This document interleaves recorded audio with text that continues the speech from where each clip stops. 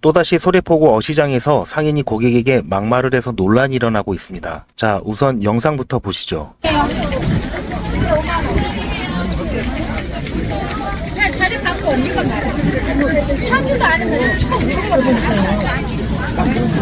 가격표가 안 붙어 있으니까 손님이 가격을 물어보는 건 당연한 일인데요. 도대체 왜 이럴까요? 이런 문제가 발생한 게 이번이 처음은 아닙니다. 얼마 전에도 호객 행위, 꽃게 바꿔치기, 그리고 바가지 등을 없애겠다고 하면서 이렇게 큰절을 하면서 사과하는 모습을 보여줬지만 얼마 지나지 않아서 또다시 다리 없는 꽃게를 팔아서 논란이 되기도 했습니다. 이러다 보니 국내 대표적인 어시장 중 하나였던 소래포구를 찾는 관광객 수는 계속해서 급감해서 주말에도 사람이 없어 텅 비어버린 모습입니다. 이런 사정은 비단 소래포구뿐만의 문제가 아닙니다. 국내의 대표적인 관광지인 제주도 역시 마찬가지라고 합니다. 사람이 붐비던 먹자골목은 발길이 끊겨서 텅텅 비었습니다. 그 많던 국내 관광객들이 지난해 대비 20% 수준까지 줄었습니다. 대신 중국 개별 관광객 등 외국인 손님들이 조금 늘기는 했지만 이마저도 들쑥날쑥한 상황입니다. 다들 잘 아시다시피 제주 관광업계는 코로나19 기간 동안 국내 여행객들이 크게 늘면서 코로나 특수를 누려왔습니다. 지난해 제주를 방문한 내국인 관광객은 1381만 명으로 현지 관광이 본격화된 1962년 이후 역대 최대치를 기록했습니다. 하지만 이 기간 동안 호텔 등 숙박업소부터 렌터카나 식당 그리고 골프장 등의 가격이 천정부지로 뛰어올라서 바가지 요금 논란에 휩싸였고 결국에는 관광객의 감소로 이어지고 있는 것입니다. 또한 올해 중순경 수면 위로 떠올랐던 환경보전 부담금 도입세 추진도 제주도에 대한 국민들의 인식을 악화시키는 요인 중에 하나였습니다. 바가지 요금 문제와 도입세 등으로 인해서 사람들의 발길이 점점 끊겨서 결국 국내 여름휴가 여행 종합 만족도 부분에서 부산이 1위를 차지했고 강원과 전남이 그 뒤를 이어 제주도가 4위를 기록했다고 합니다. 이러다 보니 결국 제주 관광 시장에 빨간불이 켜졌고 경기 침체를 실감하고 있는 모습입니다. 국내 여행지 부동의 1위였던 제주도의 추락에 시민들은 어떤 반응을 보이고 있을까요?